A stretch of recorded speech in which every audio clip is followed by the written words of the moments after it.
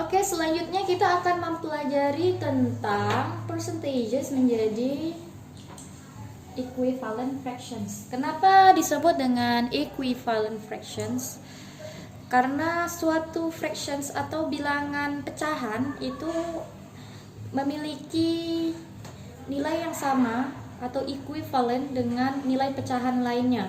Misalnya kalau kalian tahu 2/5 itu ekuivalen dengan 4/10. Awal mulanya kalau kalian tahu 2/5 kalau kita kalikan 1 itu sama dengan 2/5. 2/5 kali 1 sama dengan 2/5. 1 ini bisa kita ubah menjadi berapa saja. For example, dikali 2/2. 2/2 itu kan 1. 2 dibagi 2 itu 1. Jadi 2/5 kali 2/2 itu 4/10.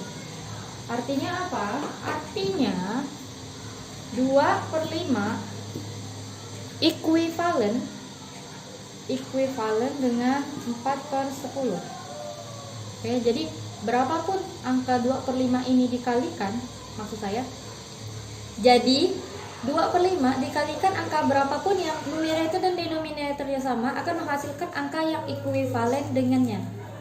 Misalnya, contoh lain ya, 2/5 itu ekuivalen dengan, misalnya kita kalikan 3/3, berarti 2/5 itu ekuivalen dengan 6/15. 6/15. 2/5 itu ekuivalen dengan misalnya 8/20. Jadi bisa kita tuliskan selanjutnya. Jadi 2/5 itu ekuivalen dengan 4/10, ekuivalen dengan 6/15, ekuivalen dengan 8/20. Kayak gitu ya. Jadi ini adalah yang dimaksud dengan equivalent. Oke. Ke sini paham? Oke, kita lanjutkan bagaimana kalau percentage menjadi equivalent fractions. Itu tergantung fraction apa yang ditanyakan. Bisa jadi mixed fractions, bisa jadi most simple fractions, tergantung fractionnya itu nanti fraction yang paling sederhana atau fraction campuran. Kita tahu bahwa misalnya percentage 15% ya, itu sama dengan dalam fractions itu 15/100 atau 15/100. Pertanyaannya, apakah cukup sampai situ? Jawabannya tidak. Tidak akan ada pernah pertanyaan 15% sama dengan berapa fractionsnya, itu cuma sampai 100. Biasanya kita akan ditanyakan itu setidaknya pecahan sederhana atau most simple fractions dari 15% ini. Jadi tidak cukup sampai di sini. Kita akan mengingat cara simplify fractions dulu. Nah, for example di sini kita udah dapat 15% itu sama dengan 15/100. Nah, 15/100 ini harus kita simplify dulu.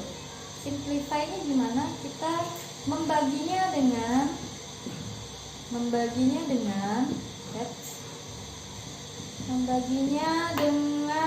FPB atau highest common factor antara 15 dan 100. Kalian harus ingat dulu highest common factor. Jadi kalian punya 15 dan 100, kalian cari pakai pohon factor. Kalian cari FTB atau highest common factor atau HCF-nya kalau kalian masih ingat.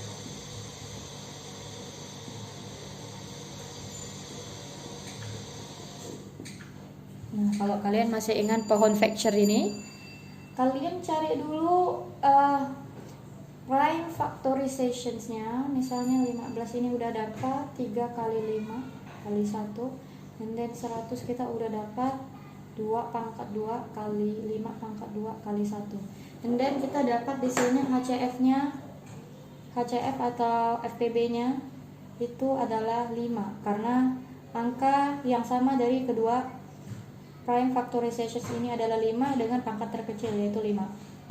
Di sini ada 5, di sini ada 5 pangkat 2, berarti pilih yang 5 ya, yang ini. Oke, pilih yang 5. Berarti kita masukin HCF 15 dan 100 ini ke dalam sini. Berarti berapa? 5.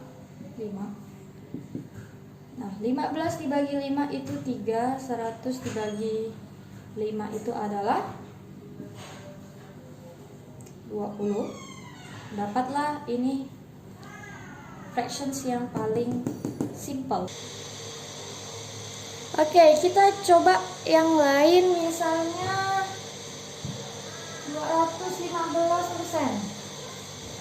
215% itu sama dengan berapa fractionsnya?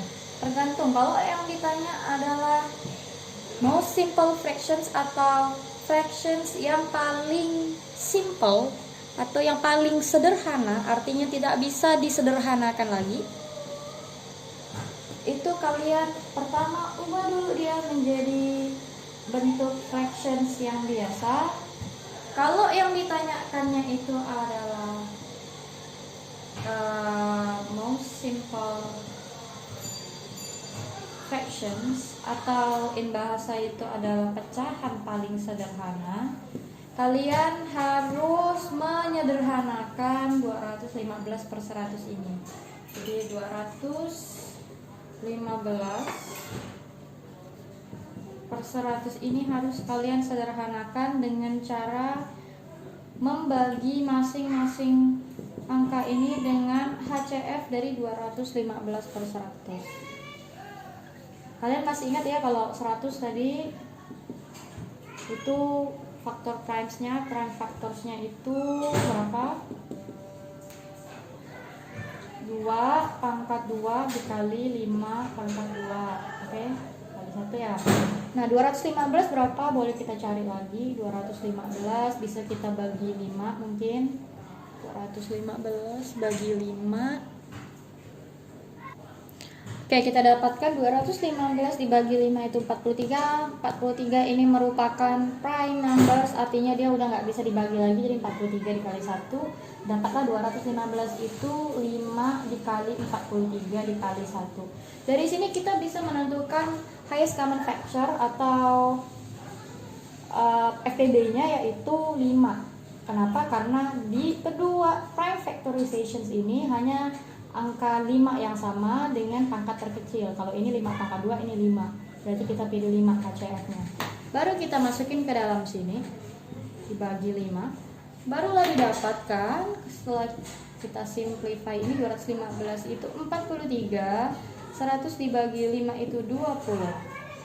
Oke, kalau misalnya dia diminta dalam bentuk pecahan paling sederhana, so ini jawabannya. Tapi kalau dia diminta dalam bentuk pecahan mixed fractions, artinya ada integernya, kalian harus menyederhanakannya lagi menjadi mixed fraction. Jadi penyederhanaan 43 per 20 gimana? Kalian pakai pembagian ke bawah. 43 dibagi 20. 20 dikali berapa yang mendekati dengan 43 dikali dengan 2. 2 dikali 20 itu 40. Oke. Dikurangkan itu 3. 3 tidak bisa dibagi 20, berarti kalau kalian tuliskan dalam bentuk fractions ini 2 3 per 20. Jadi di sini kita tuliskan 2 3 per 20. Tergantung nanti yang ditanyakan itu adalah dalam bentuk pecahan paling sederhana, pecahan biasa, ataupun dalam bentuk ini mixed fractions. Jadi akan based on the questions. Jadi kalau questionsnya diminta mixed fractions, berarti kalian yang ini. yang ada integernya. Kalau kalian ditanya pecahan biasa, berarti pakai pecahan biasa. Yang penting kalian tahu angka ini penyederhanaan atau simplify-nya itu pakai angka berapa, yaitu pakai HCF dari kedua angka ini, numerator dan denominatornya. Oke, sampai sini.